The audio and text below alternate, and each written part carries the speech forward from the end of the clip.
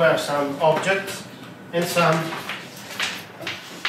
relationships between pairs of objects.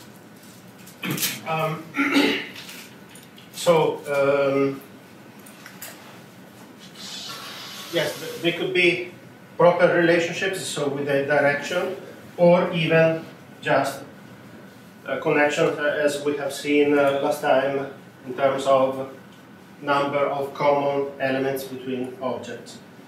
So, but if you look at this picture and I ask you, okay, let's say, what differentiates this object from this object? Okay, you can say, for example, this object has two links, while this object just has one, or things like that. But what we have never discussed up to now is if objects have some internal structure. The topic that we discussed, so yes, required a network representation for our objects. So we were only interested in relationships between objects, but not in what each object has inside. What I mean is that, in this representation, the fact that this node is drawn below this node doesn't mean anything. We would have exactly the same representation if we mixed the nodes together, provided that the links are the same. What I want to discuss now is another kind of information that we may have about nodes, which is the internal representation of a node.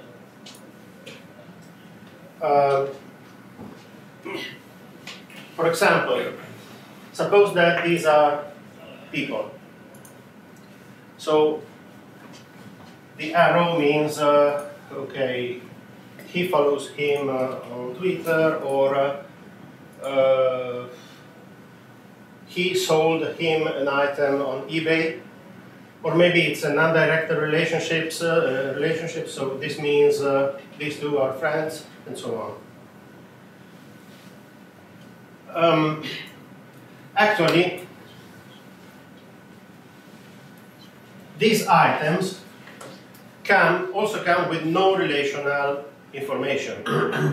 For example, if they are people, they might come with, age, and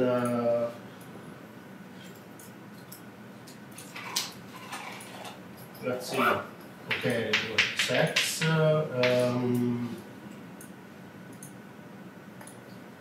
Of course, a lot depends on what information you have about the people you're talking about. In the case of parliament, of Congress, usually you have their political party. If you're managing an electronic commerce website, it's probably some information about their purchasing habits. But let's stick to numeric information.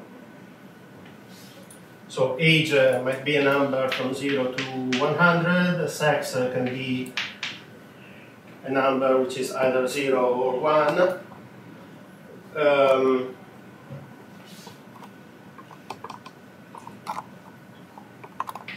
Let's imagine another pair of numbers that can represent a person. I don't know.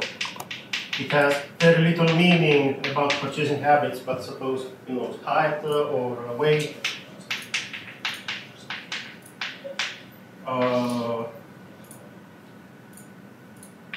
Yearly income. They're all numbers that represent your people.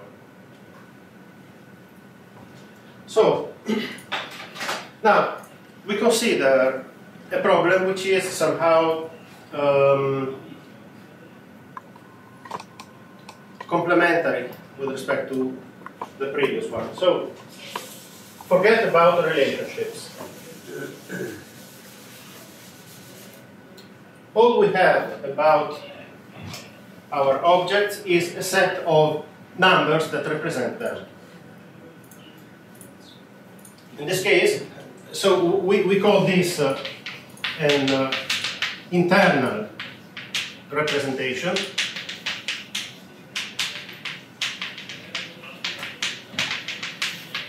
Of our objects. And this representation, okay, you see, it's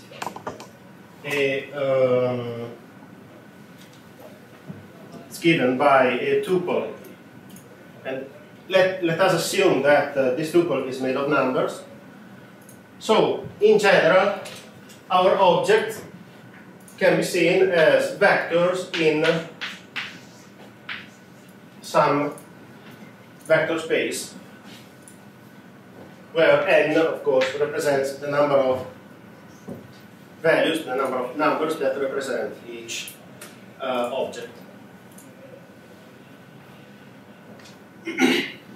Of course, it is always possible, given an internal representation, to move to an external representation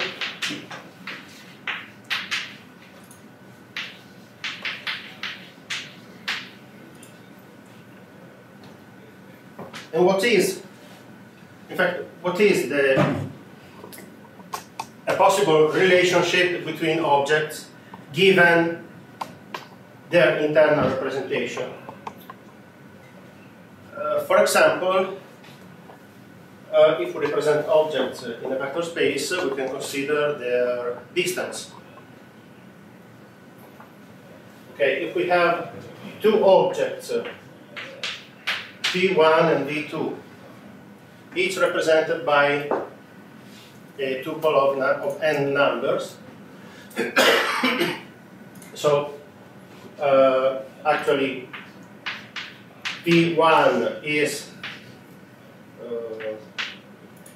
let's write 1 1 up to V1 n.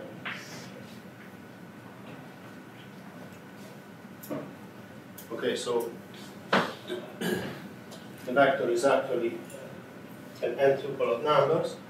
Okay, we can define, let's say, a distance between V1 and V2 as, for example, the common Euclidean distance, meaning the two norm of their difference. What's that? Okay, you take the sum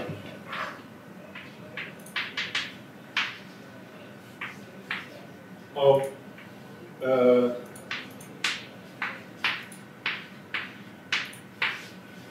the squares of the difference of each corresponding component, and just to be sure, you take the square root of it. You get a proper distance. The distance becomes 0 if and only if V1 and V2 are equal. So either V1 and V2 are exactly the same object, or they represent the two objects that have exactly the same features. So two identical twins who have exactly the same buying habits, so they have exactly the same numbers in your system.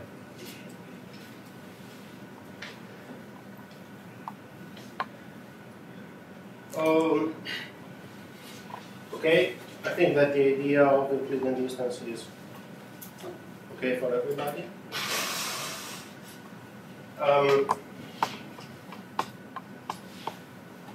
So if we restrict it to 2 dimensions,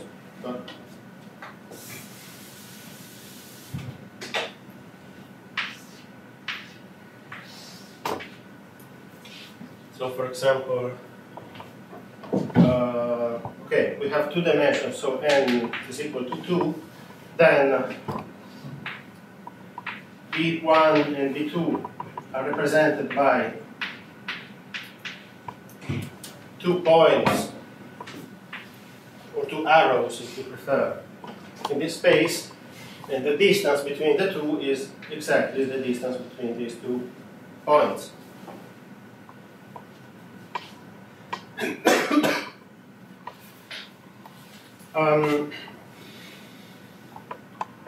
As we shall see, this is not the only way of computing an external representation.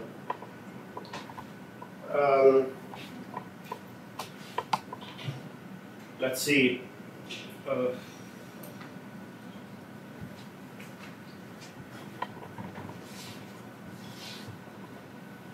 You see, another possibility is this one. But let's see.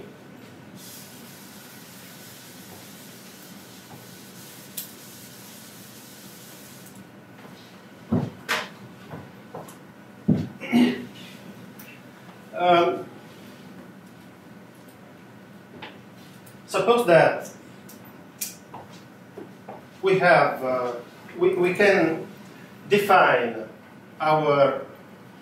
the features of our objects so that every feature maps on a maybe -1 scale. So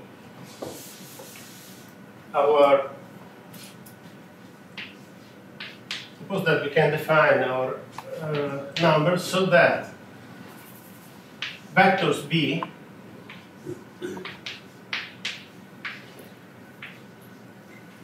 are n tuples of numbers, real numbers between -1 and 1. For example,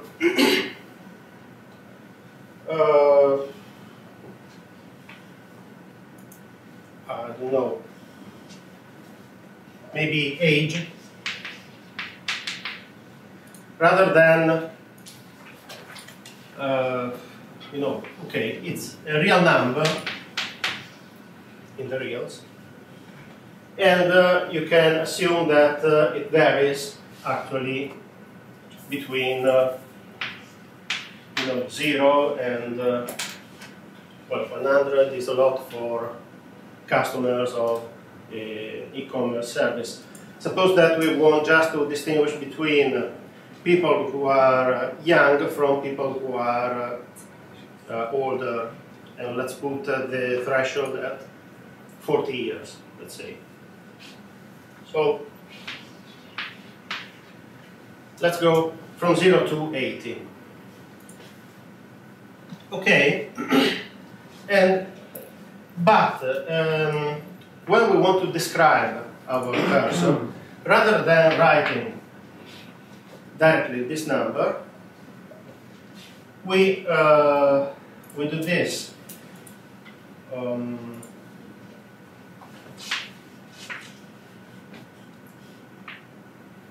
Let's see.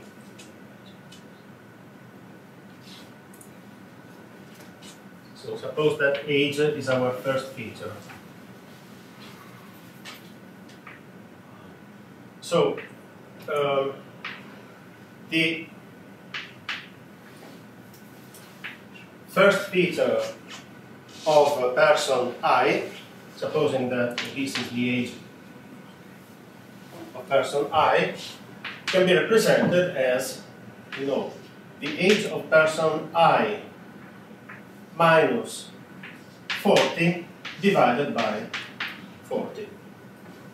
Since we asked the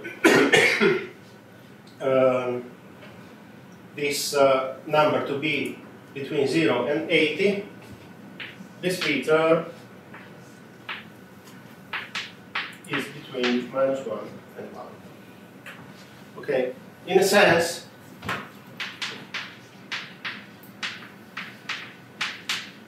we are doing some normalization of our data.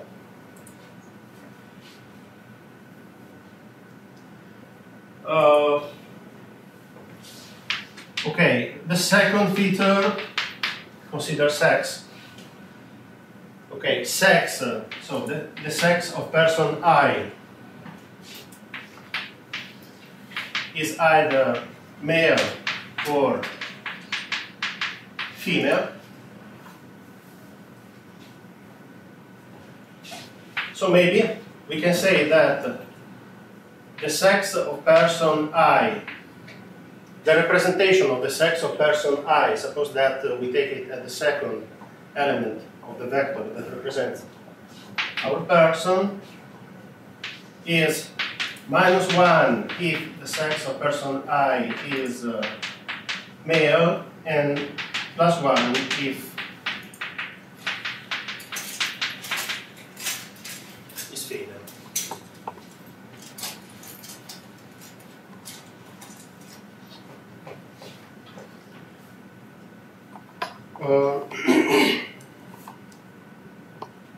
And so on. So suppose that we normalize every feature of each of our customers in this way. Now we have a set of values that come between -1 and +1. In this case, we have another possible measure of similarity. In fact,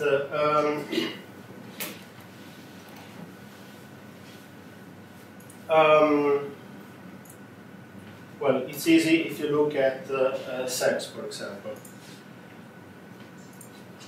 So, if you take the sex of person I and the sex of person J this way,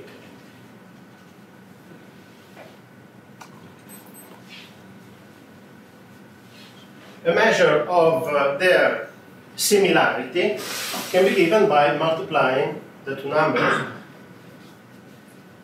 In fact, if they both have the same sex, so both are +1 or -1, their product will be 1, which can mean very similar, for example. While if they have different sexes, their product will be -1, different. So if the sex of a customer is important, this kind of product can give us information about the similarity between two people. And in general, we can define a kind of similarity between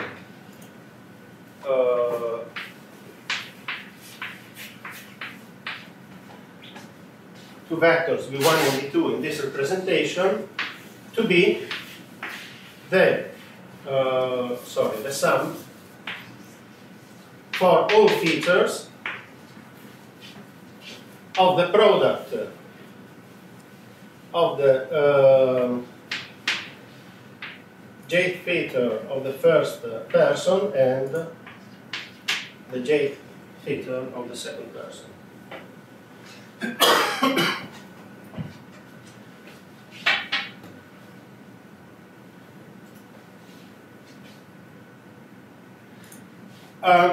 Notice that, okay, in the case of sex, which can only have -1 and +1 as values, the meaning of this product is clear. But also in other cases, for example, in the case of age, this product also means something. In fact, you see, -1 means very young, +1 means very old. So,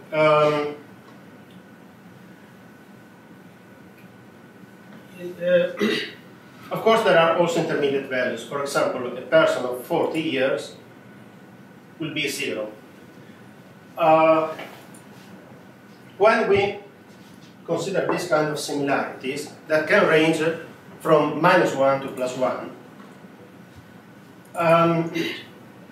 0 is a sort of neutral value. I mean, if you consider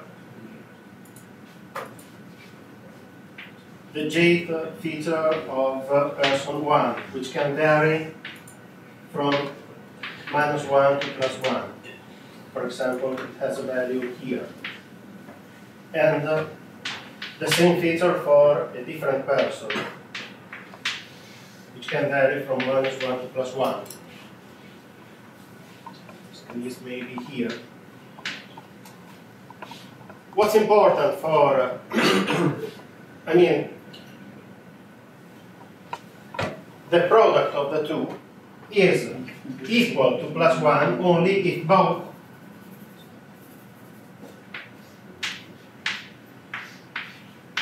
have value +1. So they are both extreme for what concerns their value, or they are both -1. So in this case, the cross product, the product of the two is +1. In this case, it's +1. On the other hand, if they are opposite, so one is +1 and one is -1, the product is -1, and also here, -1. Okay, if one is here and the other here. On the other hand, if all other intermediate values yield intermediate values for the product. So intermediate similarities. 0, in particular, is a sort of neutral point. So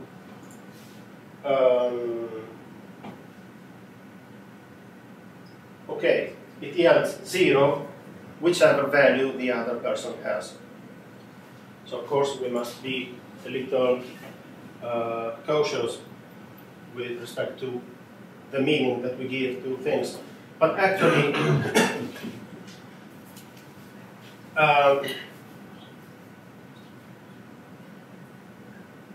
this is true for some cases. For example, okay, a person with an age that is neither young nor old can share tastes with both categories, for example. So maybe it's more difficult to understand what this person will, so to which other person he will be more similar.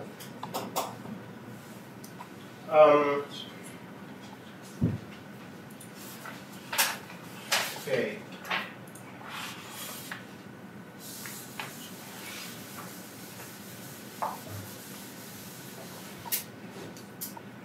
You see, this formula is actually simply the dot product of the two vectors. Okay, it's actually the definition of dot product, of internal product of vectors. And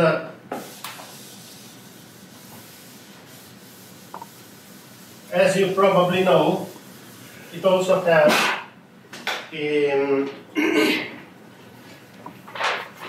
a visual, a geometric representation. So if these are two vectors, V1 and V2, on a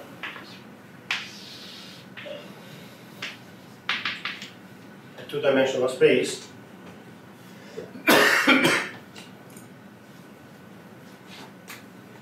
and this angle, let's call it alpha, is the angle between the two vectors, then V1 dot V2 is actually the length of V1 times the length of V2 times the cosine of the angle between the two vectors.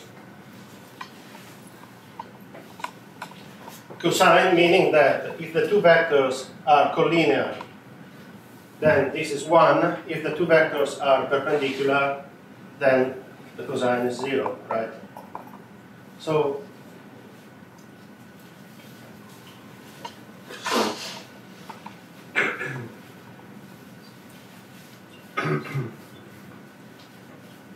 in fact,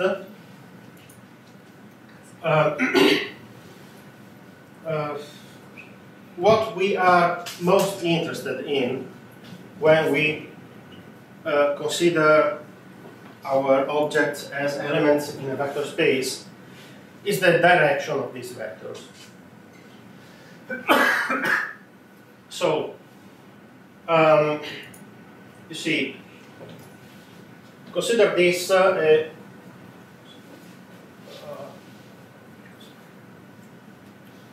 yes, two elements in our representation. Let's find another example. Well, it often happens with movies, for example.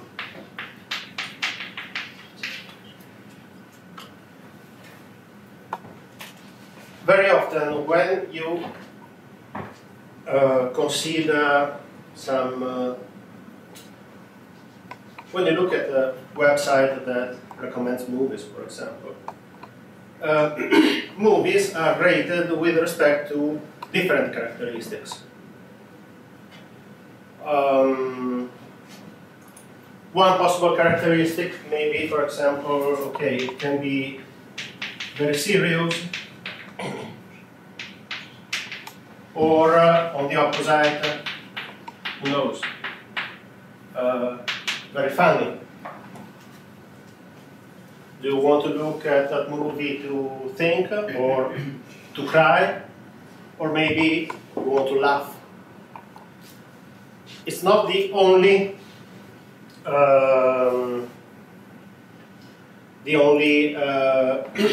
criterion, of course. Another criterion can be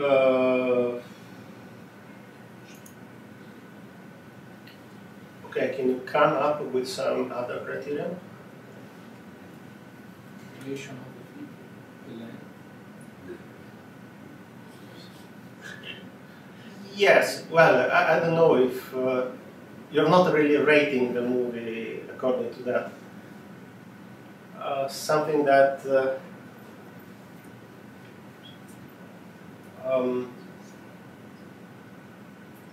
Long, short. but it's not actually a criterion to choose the film. I mean something like like has English titles. that's binary. The genre. The kind of film. Yes, if we can somehow move along an axis. Or number of people that have seen the film. But I want some internal characteristic. So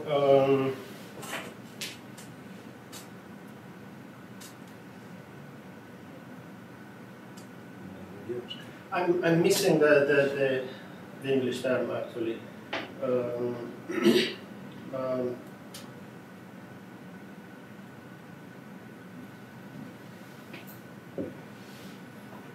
I mean, a movie can be,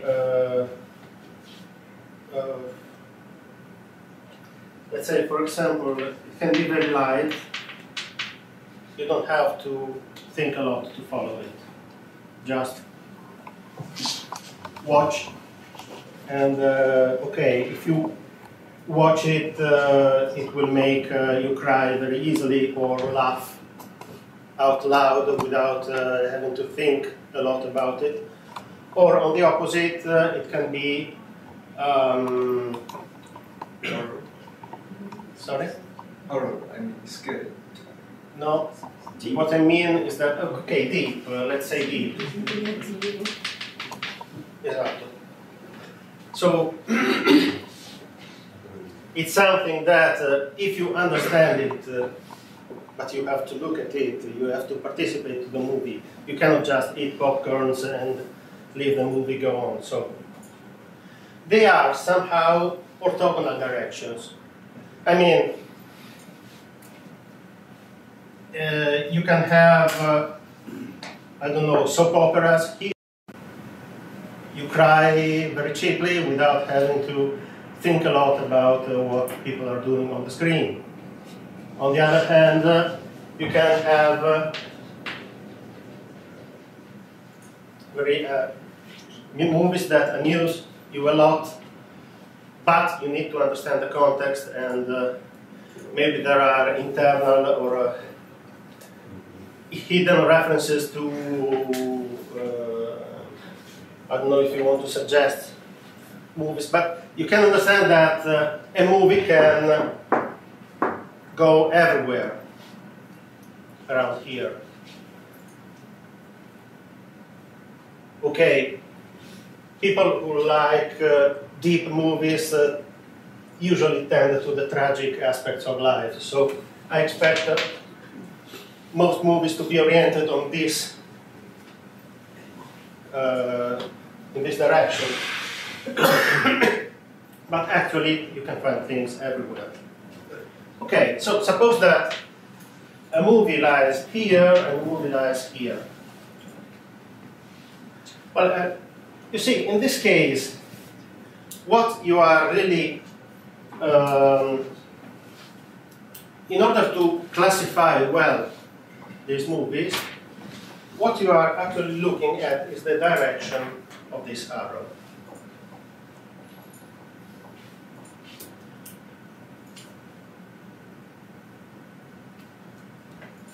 Is that clear? So the direction tells me somehow the ratio between the serious funny dimension and the light deep direction.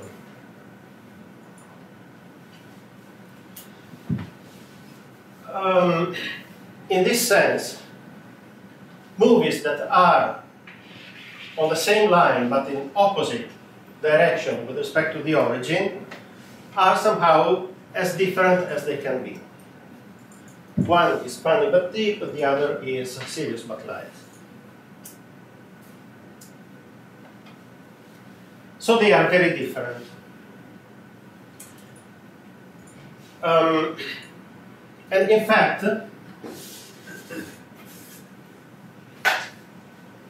if you look at the angle between these two vectors, the angle is flat, and in fact, the cosine of this angle is -1, which means as different as possible.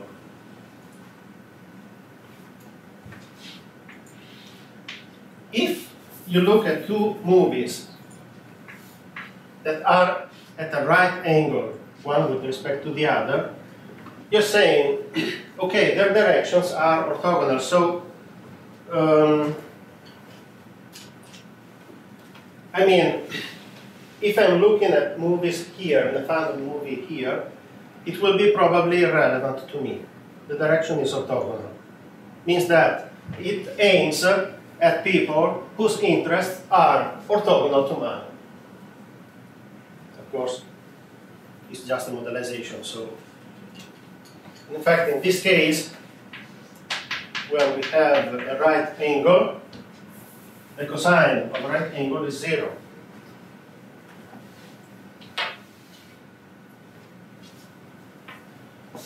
If two movies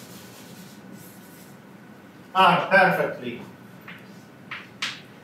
in line, so this is the first and this is the second,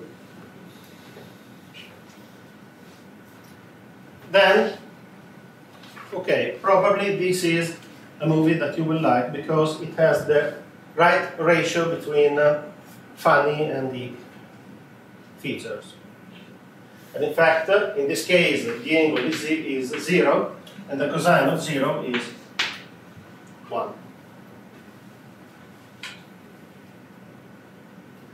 So what you are really interested in this case, is the angle, actually the cosine of the angle between the two vectors. How do you get the cosine of the angle given the two vectors? Okay, you consider this relationship, and you just move this product on the other side. So, the cosine of the angle between two vectors is the dot product between the two vectors divided by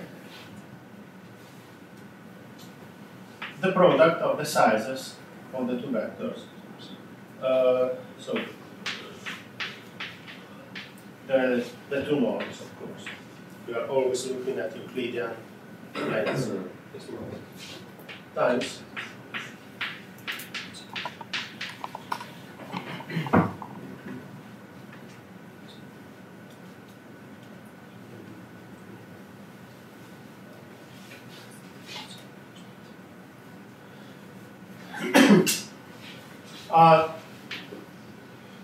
do you all understand the meaning of this number, or you prefer to have a look at it? Is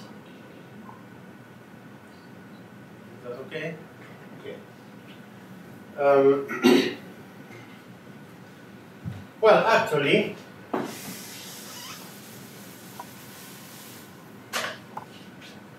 you see, so this is a measure of similarity between two vectors v1 and v2. Okay, the angle between the cosine of the angle between the two vectors.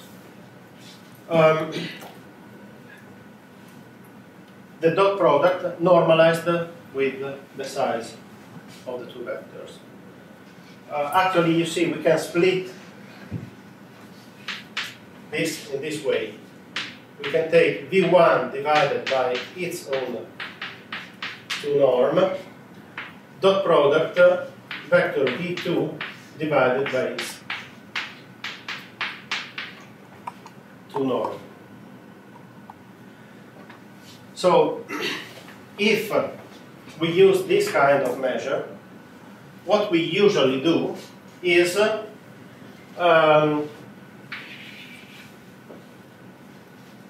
take all vectors, normalize all vectors before computing any similarity. So, I mean, once we have defined every possible feature of our set of items, for example, movies. So we have we characterize each movie in the serious to funny axis, in the light to deep axis, and in other possible dimensions. And why not? At the end, we might also be interested, as you said, in the length of the movie. Maybe also the genre of the movie, if it's police rather than Western or science fiction. You can actually consider each possible kind of movie as a new axis, and then rate every movie on the Western scale, on the science fiction scale, and so on. Many of them will be mutually exclusive.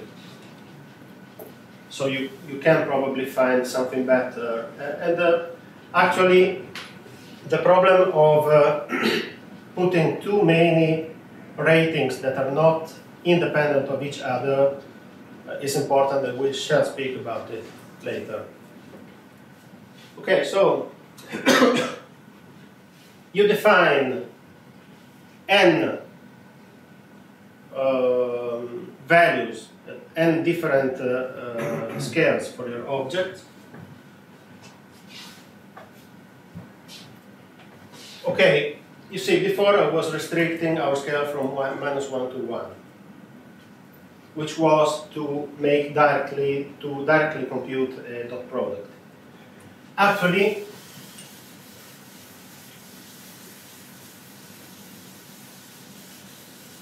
if we do this normalization, what we do is this.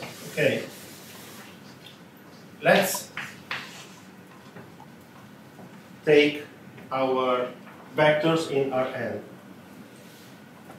For example, in the case of movies, you see, many of these ratings will be provided by your customers. And customers don't like to be asked the questions as, how would you rate this scale on the, according to some criteria, on a -1 to 1 scale? You will usually ask a number of stars or of medals, which can be from 0 to 5, for example. So the customer will actually give a number from 0 to 5. Now it's up to you to rescale the numbers and normalize them. So in general,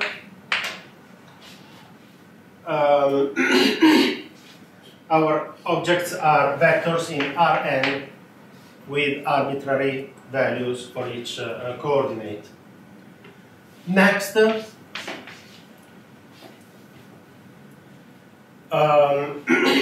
we can normalize our vectors so that we can pass to vectors of features, let's call them V prime, that are obtained by the original vector of features by normalizing them.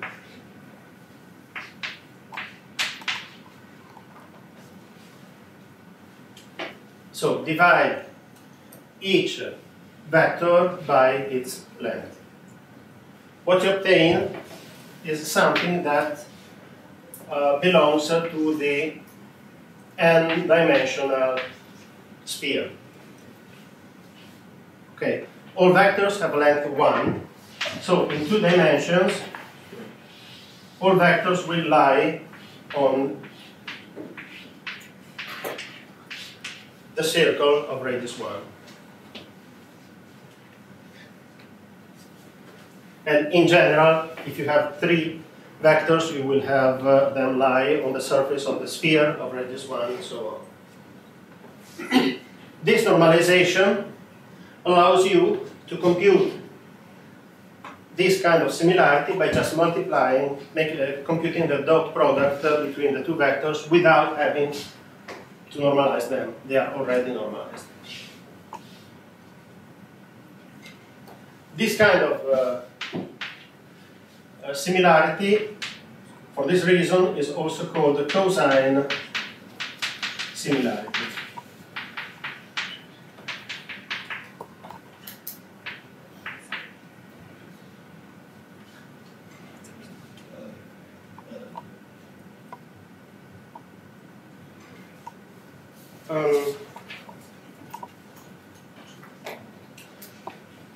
Okay, so at this point, we have seen 2 possible formulae that give us external, relationships between elements given internal representations of elements.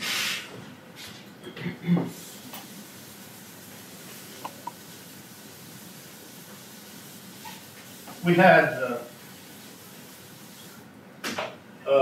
Euclidean distance,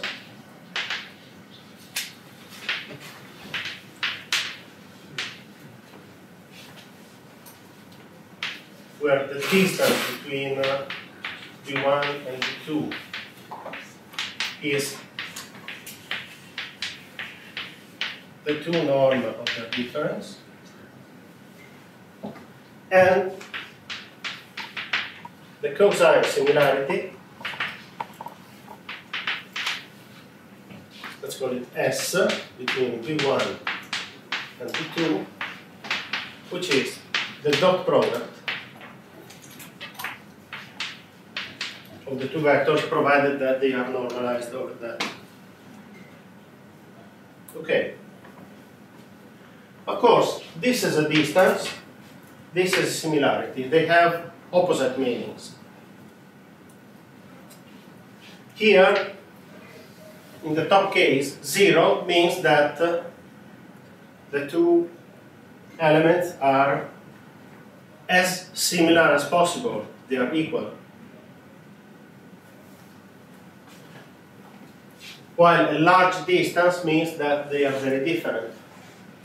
In the second case, the opposite is true.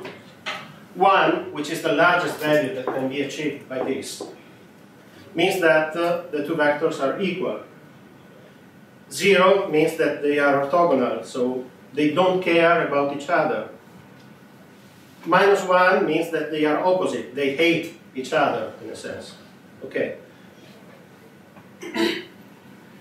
Of course, we can switch from one to the other. So, for example, if we are considering Euclidean distance and we want to get a measure of similarity, well, for example, we can define a measure of similarity, let's say S prime, between V1 and V2 by considering their Euclidean distance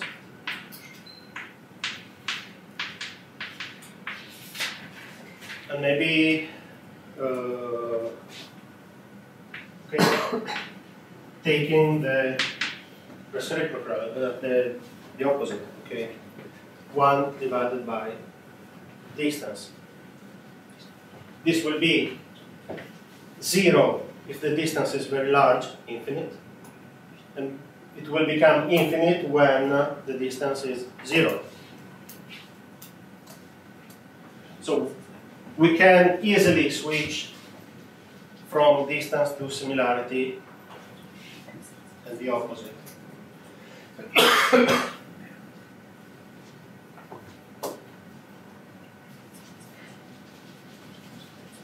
Okay.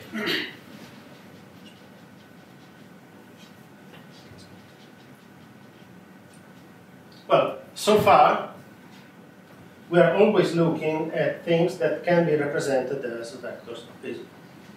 How can it become infinite when the distance comes to 0? Oh, because, okay, this is 1 divided by distance, okay, so the smaller the distance, the larger this, okay, so of course this is just one of the possible definitions.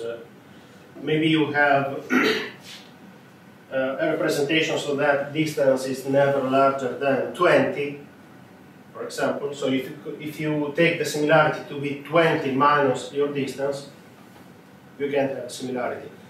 You must use some formula that decreases when the distance increases. Okay. When it becomes 0, the distance between it will become undefined. Yes, okay. We have to assume that you will never have two equal vectors here, of course. If you want, you cannot write this on a computer because it's going to overflow. But there are some dirty tricks for that. Okay, so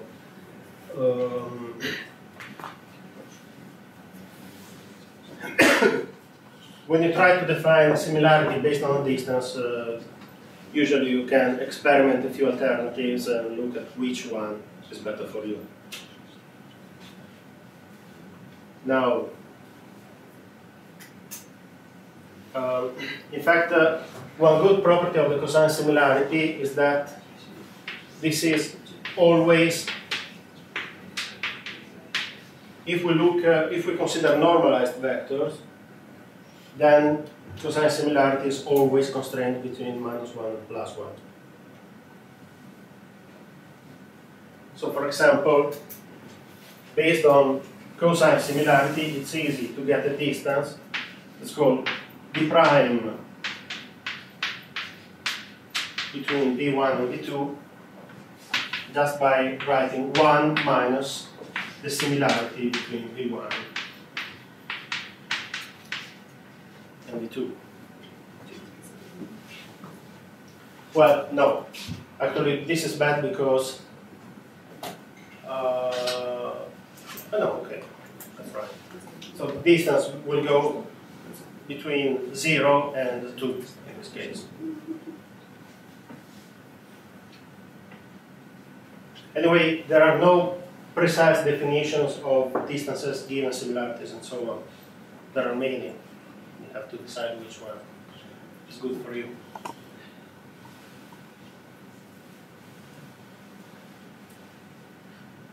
Okay. But, of course, vector spaces are not the only possible internal representation. For example,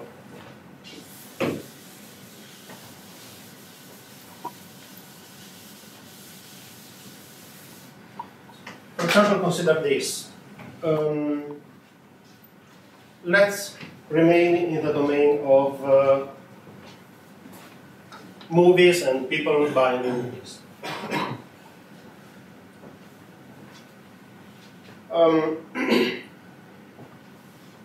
You see, in this case,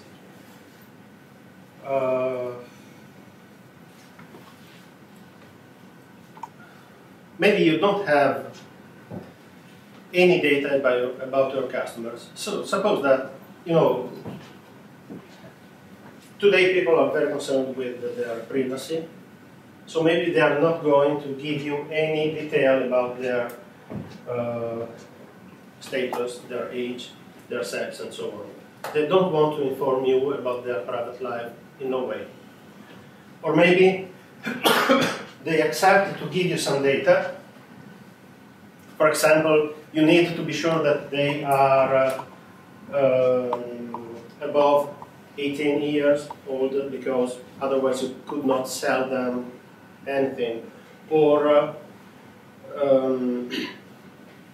you know, for credit card accounting purposes, you need to know their name at least. But you are required not to use this data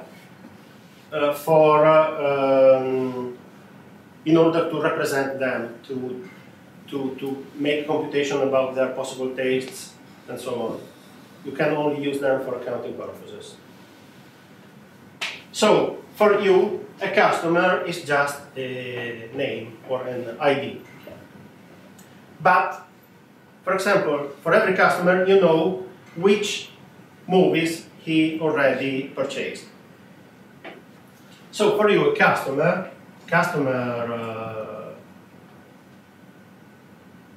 I, for you, customer I is a set. The set of movies that he purchased.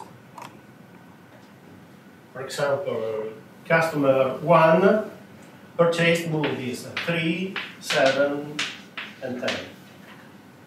Okay, these are movie IDs. Okay, suppose that everything can be identified by a number. While customer 2 purchased movies 4, 9, and 12.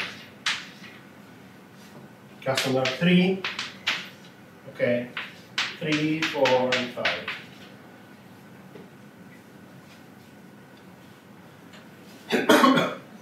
What can you say? So, you say, in a sense, you have, in this case, an internal representation of customers by saying for each customer which movies he has purchased. And by this, you would like to build an external representation of customers, a relationship between customers. How can you do that? Well, for example, look at customers 1 and 2. What can you say about their similarity? Actually, you see, they didn't buy any common item. So probably their tastes are different. You cannot be sure, of course. In fact, if you look a bit deeper, you see that movies 3 and 4 have both been purchased by customer 3. So maybe movies 3 and 4 actually appeal to the same kind of tastes. So a customer who bought 3 maybe is also likely to purchase 4 in the future, or vice versa. So maybe customers who have movies 3 or 4 are actually similar to each other. But let's not make these considerations now. Let's only look at the terms that are, at the movies that are present in their purchase history. So, for what you know, by just looking at these numbers, customers 1 and 2 are completely different. They have no common items in their purchase history.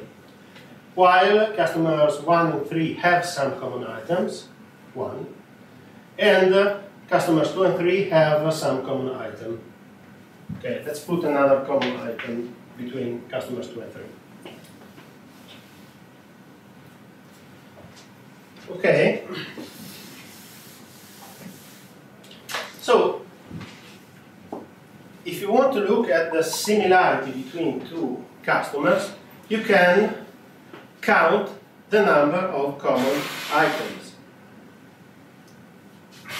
How many movies were purchased by both customers?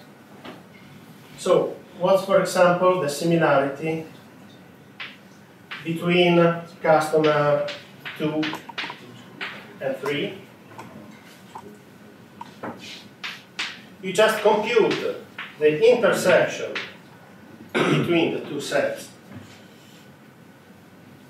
Of course, you're not interested in the particular items, but just the number of items, so you take the cardinality, the number of elements in the intersection. Actually, so in this case, for example, C2 and C3, their similarity is 2. Okay, they have 2 common items. The similarity between C1 and C2 is 0. The similarity between C1 and C3 is 1. Okay, they have 1 common item, 3. Actually, this is not enough. The problem is also that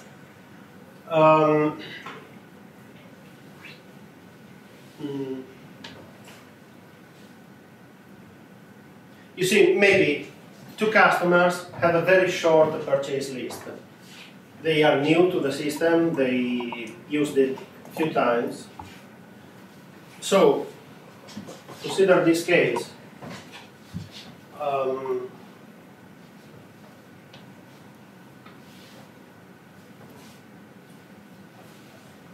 Well, you can also consider the extreme case where we have 2 customers, let's call them C4 and C5. They just arrived, so, and they just bought 1 item each, for example, and they bought movie 6.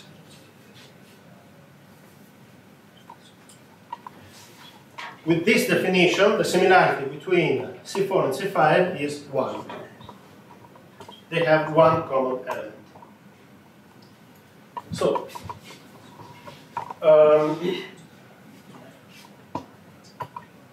consider this. The similarity between C2 and C3 in this context is 2, because they have 2 common items. While the similarity between C4 and C5 is 1, because they have 1 common item. Well, actually, if we look at those purchasing histories, well, you see, C4 and C5 are identical. So their similarity should be the maximum. While C2 and C3, okay, they have 2 common items, but they also bought some different items, for example, item 3 and item 9. So actually C2 and C3 should be less similar to each other than C4 and C5. We obtain this Okay, what is the problem here? Is the overall number of items that have been purchased. So, what we usually do is to normalize the size of the intersection, dividing it by the overall number of items bought by both customers, which is the size of their union. In this case, you see, in the case of C2 and C3, they have two common items divided by how many items in total? We have 4 items in the union, okay? 3, 4, 9, and 12. So their similarity is actually 1/2. Okay, let me write explicitly. So at the numerator we have the size of the intersection, and the intersection is the set 4, 12. And at the denominator we have the size of all items in the union. So item 3, 4, 9, and 12. So 1/2.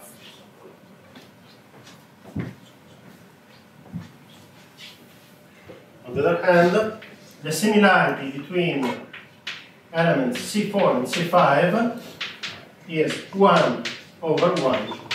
So it remains 1.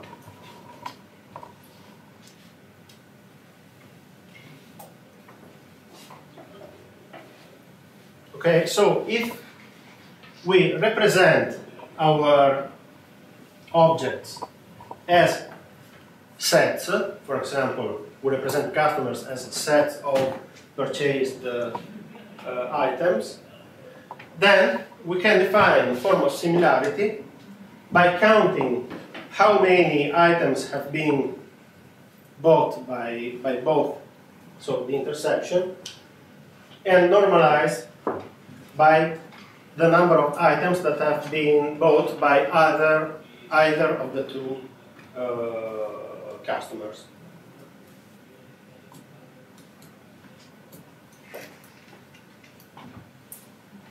This kind of similarity is usually written with the symbol R prime,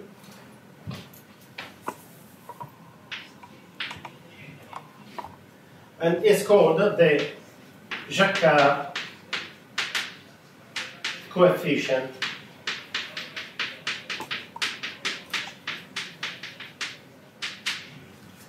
Of the two sets.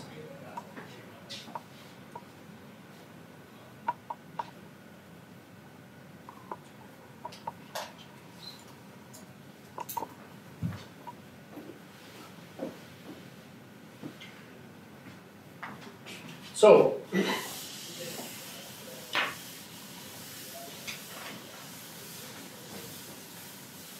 let me write it.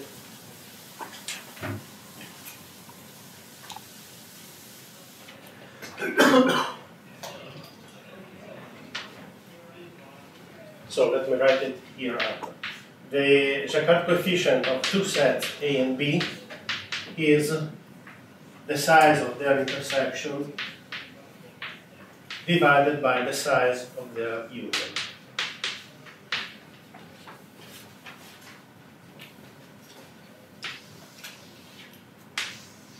So if these are the two sets A and B, and this is their intersection, while all of this is their union.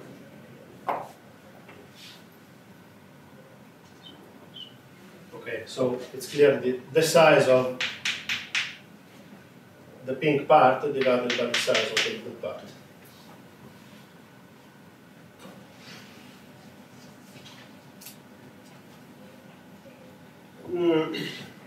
This is a definition of similarity which goes quite well with our intuition.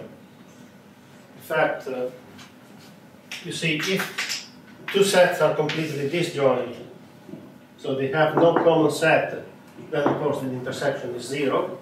0 is the Shakar coefficient is always positive, clearly. 0 is the lowest value, it means they have no common element.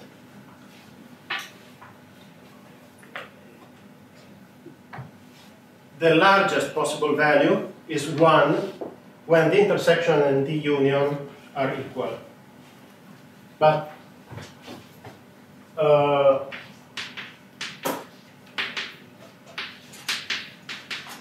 saying that the intersection and the union is equal is equivalent to say that A and B are precisely the same set.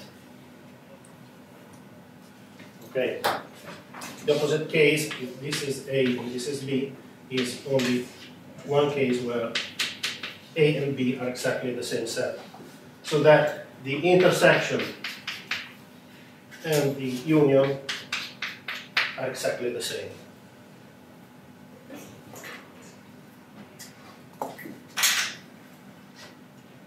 In all other cases, the size of the intersection is normalized by the overall size of the two sets.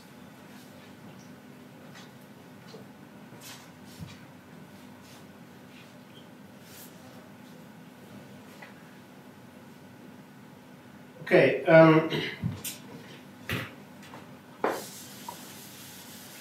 We can write this in a slightly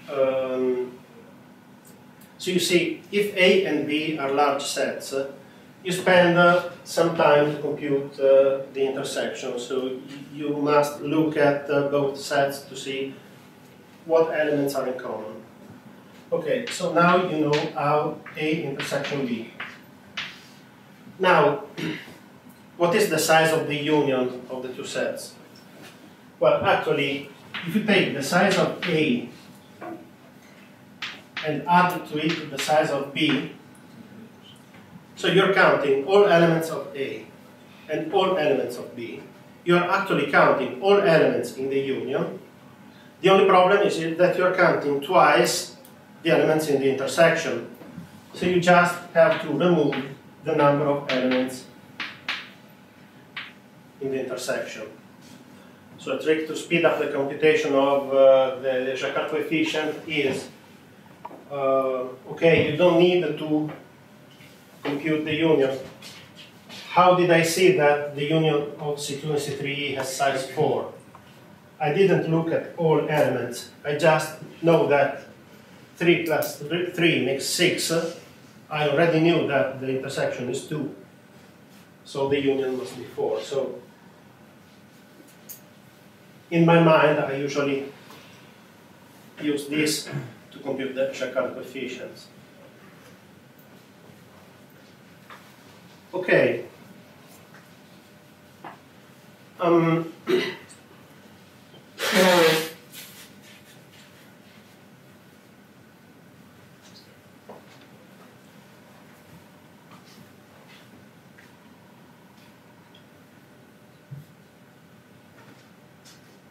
So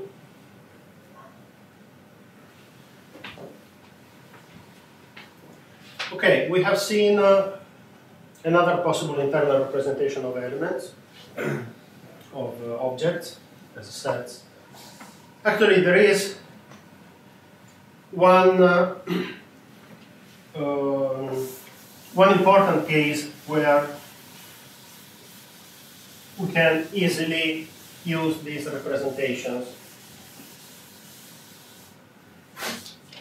These representations, both vector and set, come handy when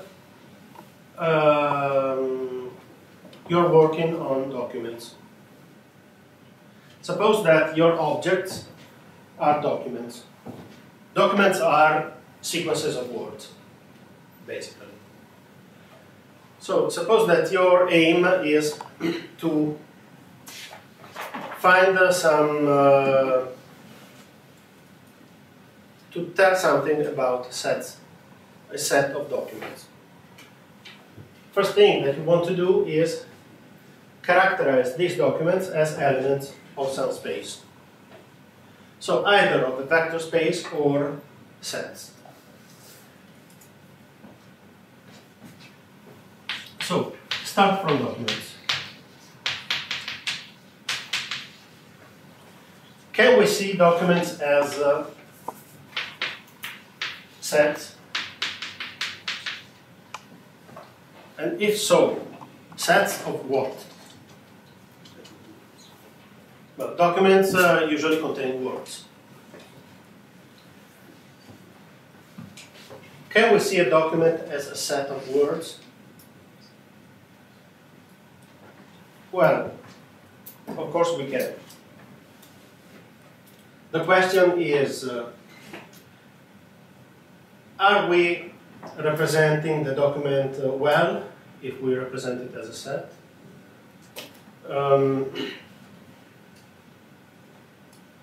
Because, of course, if we take a document and we represent it as a set, we are actually losing some information. For example, a set, if you look at it from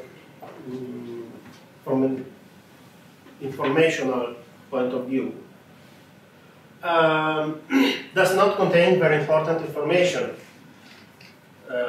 that are important in documents. For example, the same word can appear many times in the document. A set usually is only concerned with the appearance or not of an element in it. So you lose information about the number of times every word appears in the document. Second,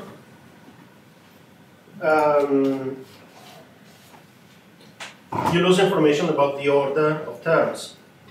Sets are only collections of elements without any order. You're just listing the element that they contain. Okay, so in moving from here to here, you lose the multiplicity of words and you lose the order in which words are present in the document.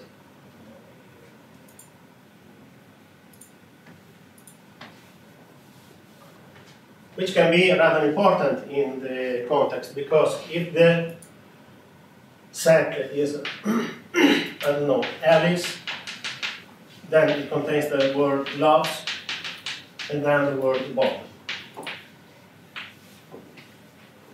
If you don't know the order, you will never know if Alice loves Bob or vice versa.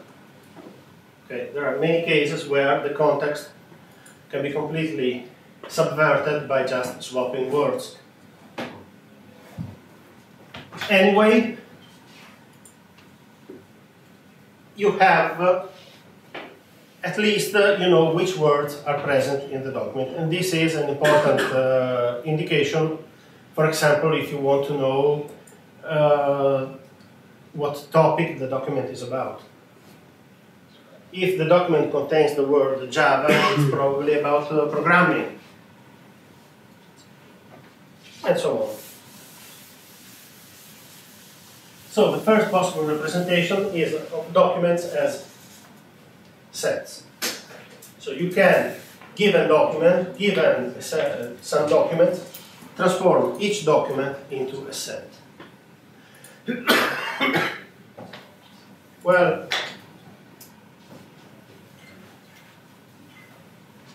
a set representation of a document is usually called a bag of words.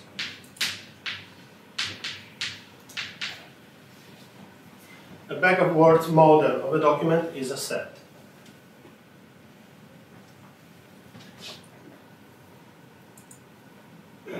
Why bag of words? Because you're just putting all the words of the document into a bag, you lose every information about their order.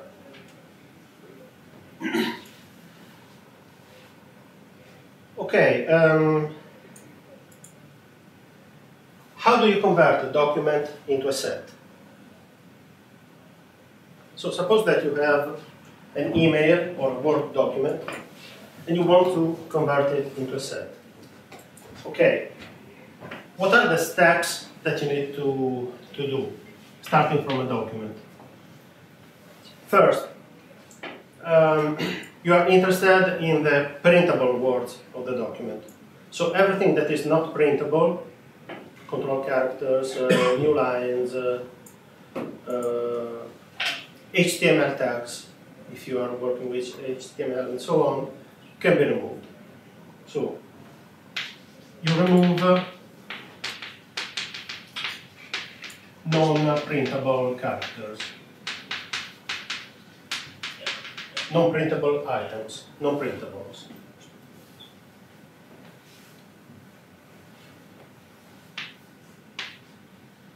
Second, remember that you're not interested in the relationship between words, how they are ordered and so on. You can remove punctuations.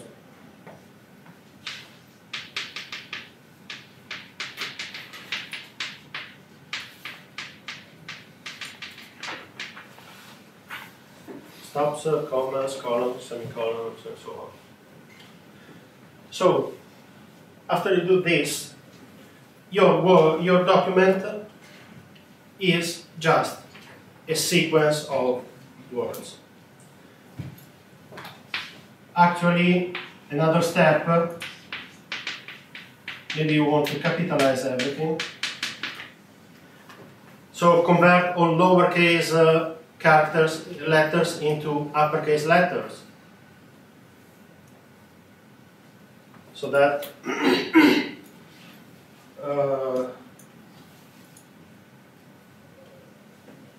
because otherwise you risk to consider two words as different while they are simply, one is simply at the beginning of a phrase while the other is not.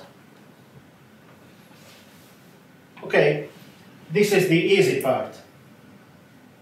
Now, another important point is this. If you want to, you see, here in a set, if you have, if a word appears 100 times, you're actually collapsing these 100 instances of the word into one. You just want to see if the word belongs or does not belong to the document. Okay, this is nice, but what about different forms of the same word? So, for example, the word love and the word loves, or loved, or loving, and so on. Actually, maybe they should all be collapsed to the same word. Or all the forms of the verb to be, is, are, be, being, and so on. All of this should be collapsed to a common form, be. This particular operation is called stemming.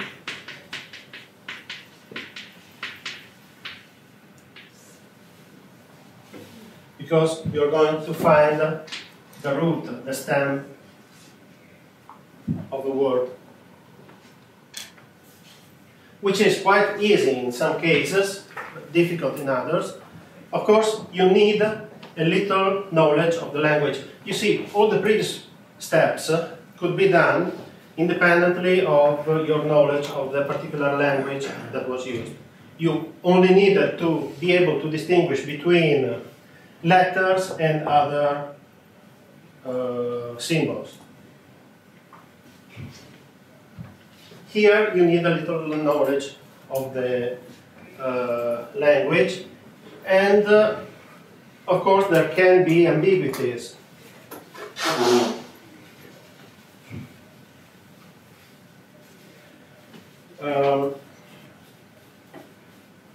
There can be words that have different meanings in different contexts, for example.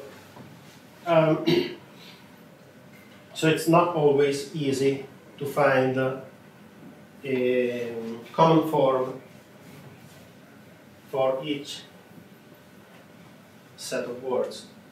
Anyway, this is an important step because we want to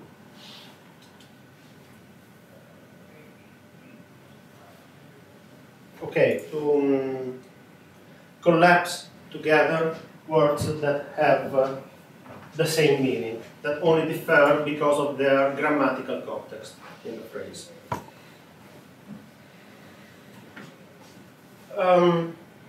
After this, well, we are not done. For example, there are words that are important to define a document and other words that are absolutely not important. For example, all English documents will probably contain the word the word and. So these words are completely irrelevant for our purposes of representing a document. They don't add any information about the document. And this is bad. We want to remove them. So, next step.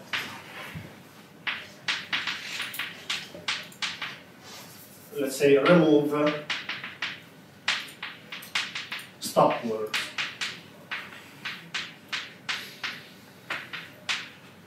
Stop word in the text processing and information retrieval sense means words that are too common to consider. Okay, are we done? Well, yes, I mean, after we have done this, we have a proper set of words that represent our document.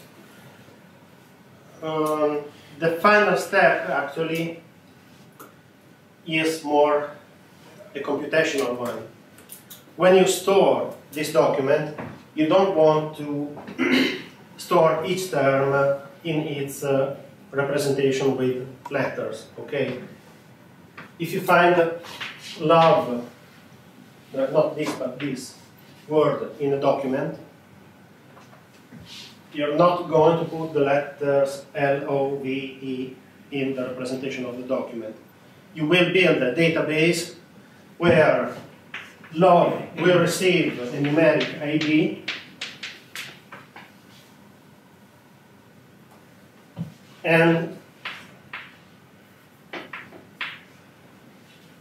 the document will become probably a set of numeric IDs of the terms that compose the document. So let's call this particular step, we can say it's a term indexing.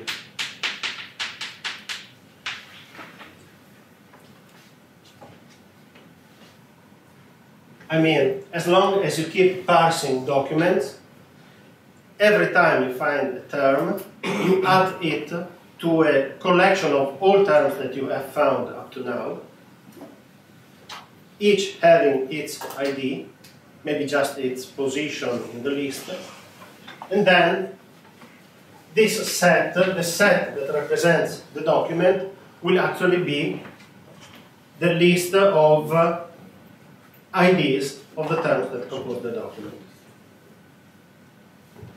So, actually we are doing this.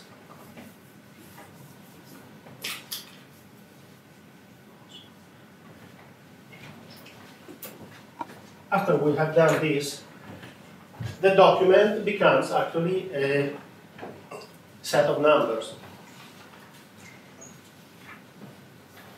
Each number being the ID of a term.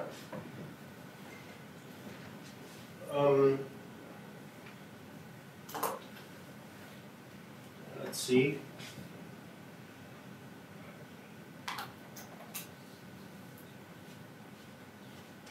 Okay, and if we do this kind of representation, we can actually, for example, given two documents, compute their similarity based on the Jacquard coefficient. Right? Once we have transformed all our documents into sets, we can compute the Jacquard coefficient between pairs of documents. So we can say how similar are two documents with each other. Okay. Of course, each of these steps requires some consideration. So maybe we can come up later with some discussion about the steps. Actually, well, many languages have libraries for this. For example, in Python there is some library that does most of these steps, at least up to stemming, and of course a stop word removal, because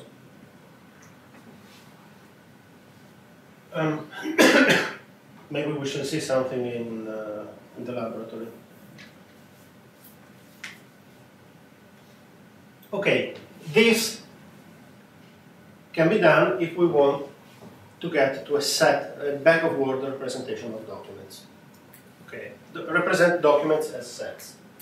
Now, let's move to a different representation.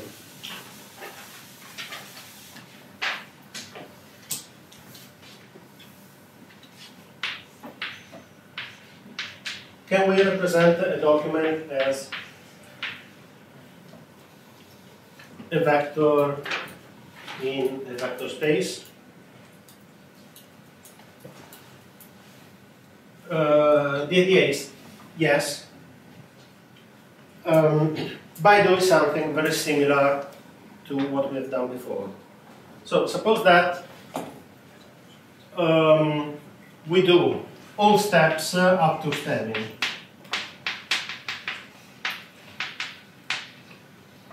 Okay, all steps that we have seen before.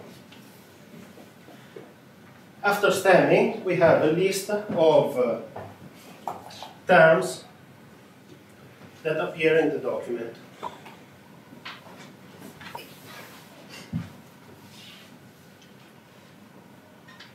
If we do this operation for stemming, yes. Suppose we also do indexing. I mean, what I mean here,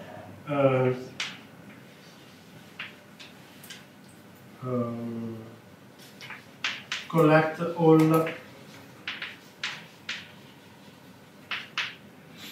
different terms in all documents.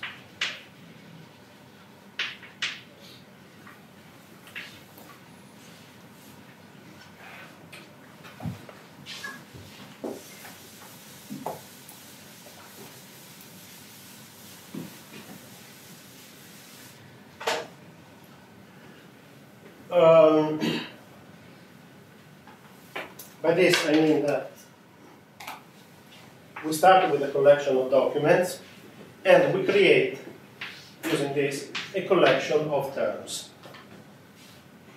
For example, suppose that we have two documents. The first say Alice loves Bob, and the second document says Bob hates Alice.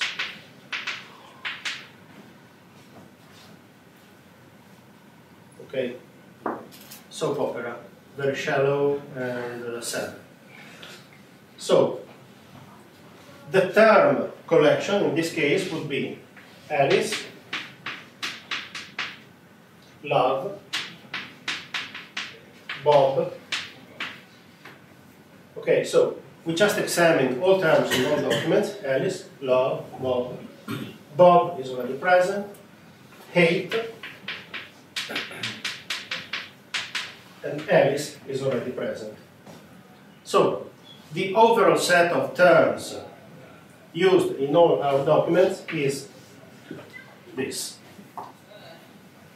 Notice that if here maybe we had the past, Bob hated Alice, the set of terms would be exactly the same.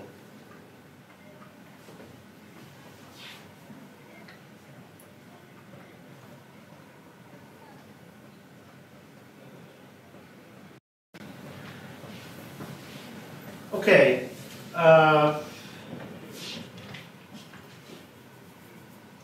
Now,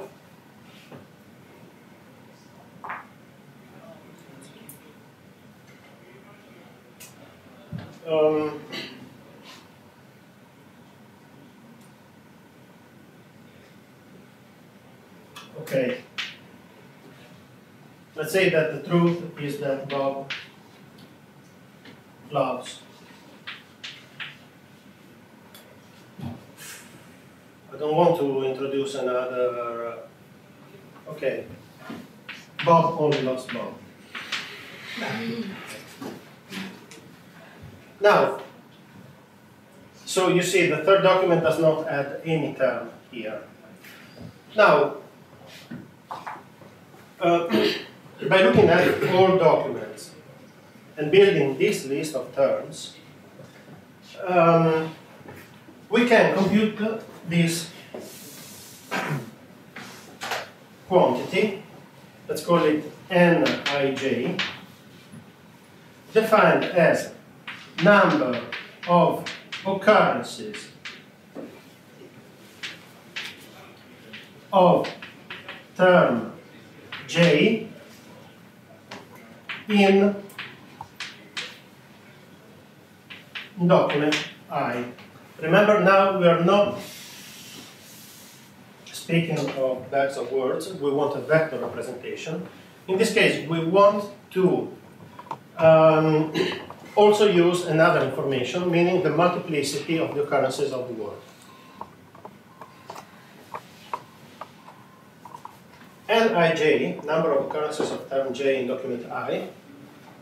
So if this is document 1, 2, and 3, and this is term 1, 2, 3, and 4,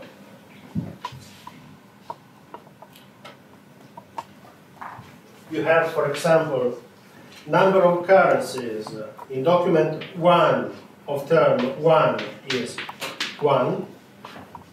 Alice appears once in document 1. And 1, 4 is 0. The fourth term, 8, never appears in document 1. And 3 is 2, because Bob appears twice in document 3. Okay, Bob, which is term 3, this means Bob, and this means document 3. Appears twice in document 3.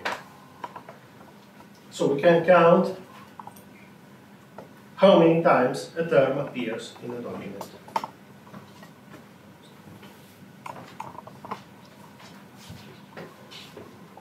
Okay, now, given this definition, we can also define the term frequency, let's call it TF, of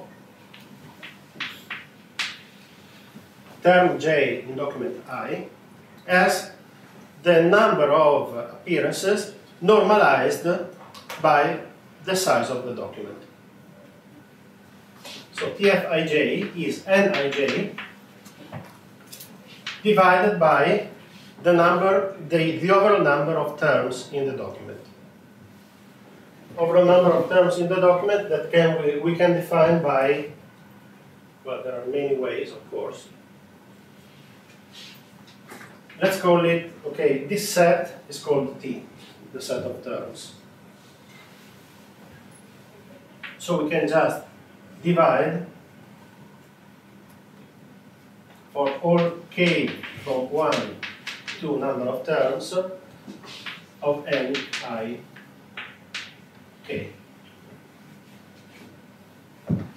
Or if you prefer, this can be seen as the size of document I.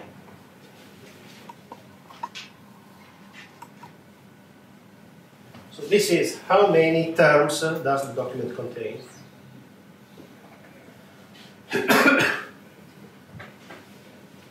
Okay, why do I make this normalization?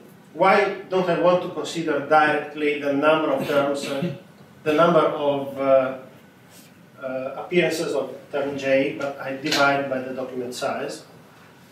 Oh, because I want some good properties to be maintained by my formula. For example, okay, I want this to be a measure of the importance of term j in document I. So I want this value to be invariant with respect to maybe doubling the document.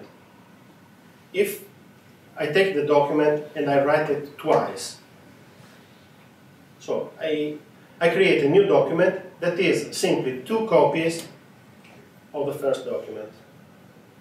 Does the term become twice as important? No, the importance should be the same. So if I say Alice loves Bob, where loves has some importance in the document, even if I repeat this twice, so I create a document that says Alice loves Bob, Alice loves Bob, I don't want loves to be more important. I want to normalize the importance, the number of occurrences of this word with respect to the overall number of terms that compose the document. Okay, for this reason I divide this.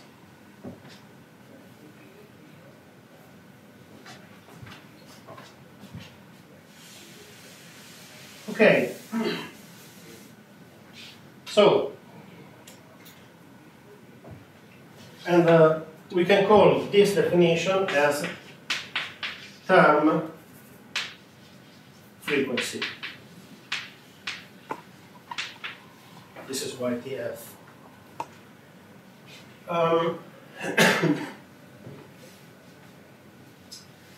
Okay.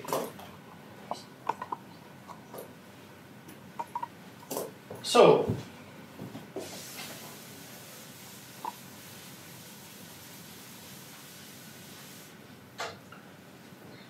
the document D, a document D in our set of documents,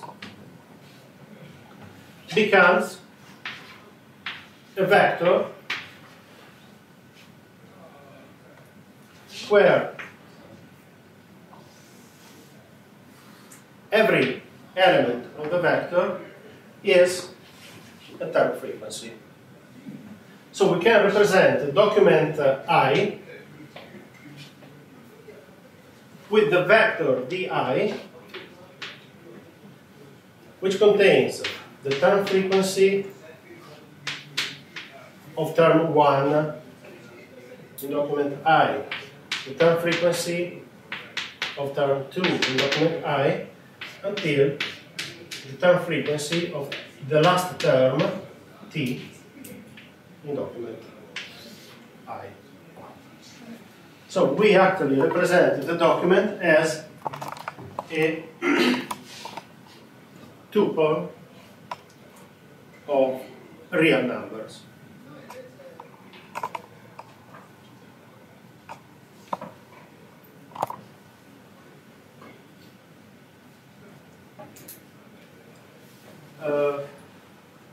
Okay.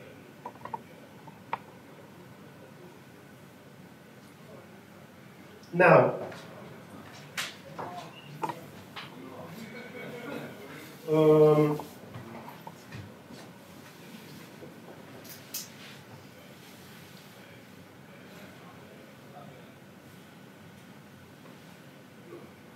okay, consider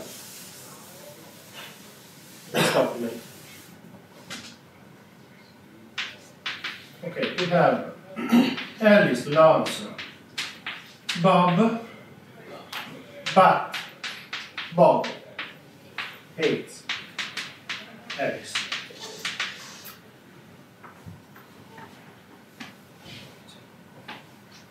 O and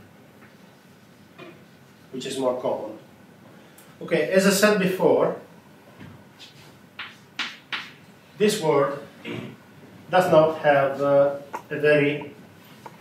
it's not very important for defining the context of the document. You can expect and to appear in almost all documents. So,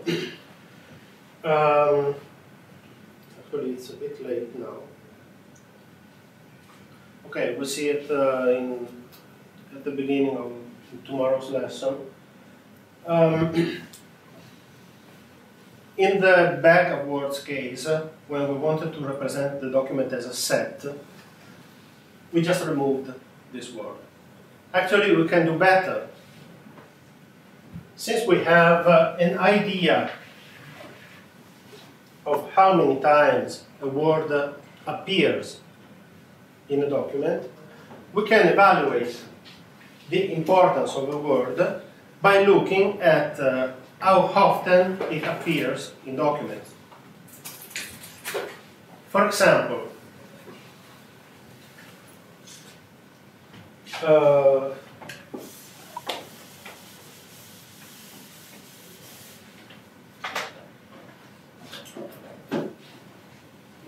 let's see.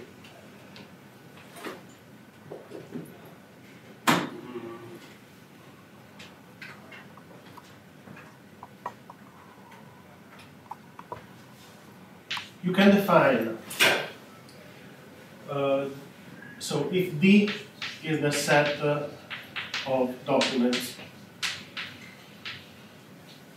then we can define DJ as the set, the subset of documents that contain the term J.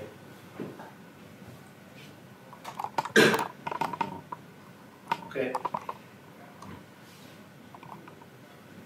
So DJ is subset of D, and it represents the documents that contain term J. Of course, if term J is AND, then DJ will be very large, possibly all of D, because almost all documents will contain AND, while love maybe will be a smaller subset. So how can I represent the importance of a word? Well, I take the number of documents that I'm considering, all the documents.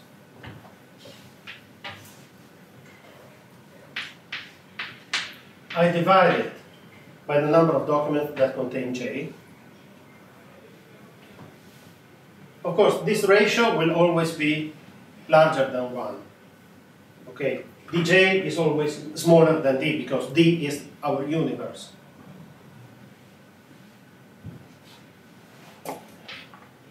And it will be larger if the word is not common. So if I have few documents that contain word J, then this number will be larger. Okay. Actually, in order to contain the growth of this, we can usually take the logarithm of this. Let's say base 10, which is easier to understand.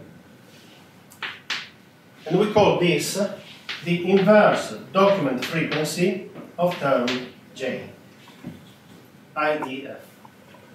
in inverse document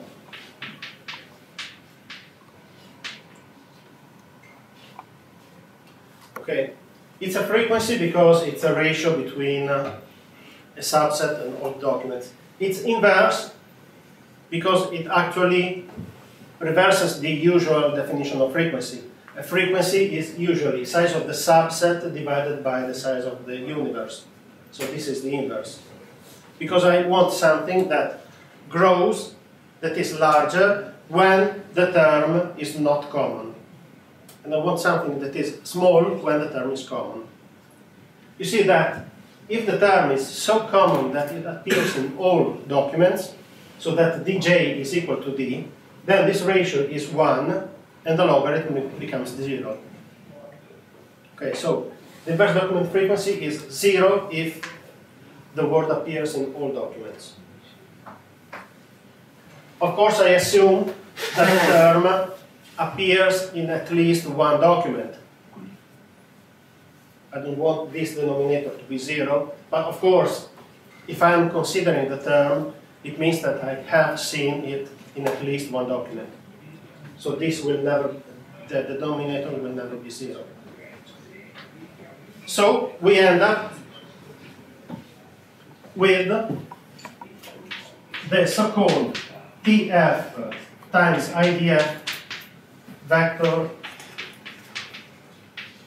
representation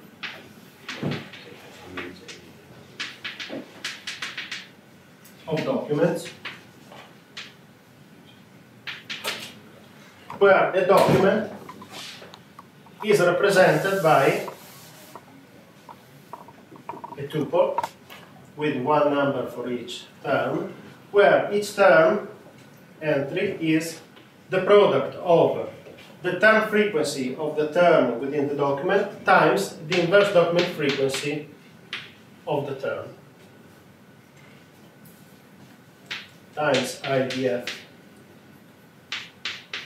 2, so on, and this times IDF of the last term.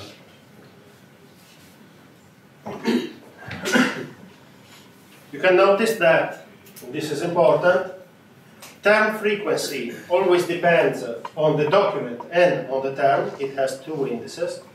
The inverse document frequency only depends on the term. It has no document index because it's a measure that encompasses all documents.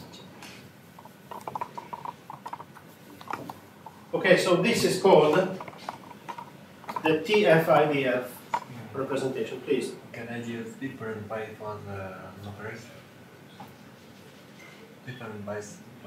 Yes, well, actually, the base only impacts with the constant factor. So it does not change anything. It only rescales, it changes all values by a constant factor, so it doesn't change. You can use the base you want, in fact. This is one possible definition. Okay.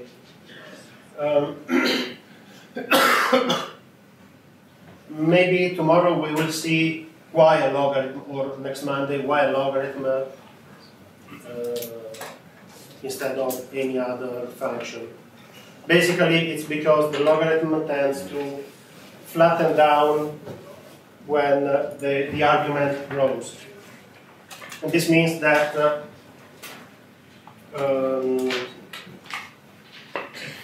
the IDF grows steeply at the beginning, but if you add more documents with the same term, it will still grow, but less.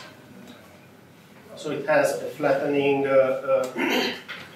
action on the index. Oh, okay, I think that's all for today. See you tomorrow.